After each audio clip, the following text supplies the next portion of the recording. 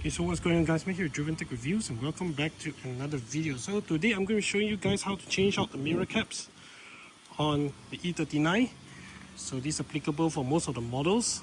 So I'm going to be replacing them with these new piano black mirror caps. You can see there are 4 clips behind.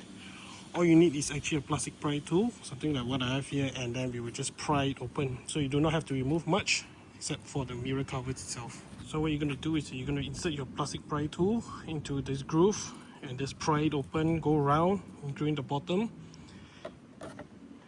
And like now, we have successfully removed it. So you can see mine is not in such a good shape because it has been repainted. So there are actually 4 clips clip onto the back. And now we will install the new mirror caps. So to install the new mirror cap, you just have to line up all the clips in place and then just snap them on and you'll be good to go. And just like that, we have the new mirror caps installed. Let me know what you guys think of these new piano black mirror caps compared to the original ones, which are the same color as the body.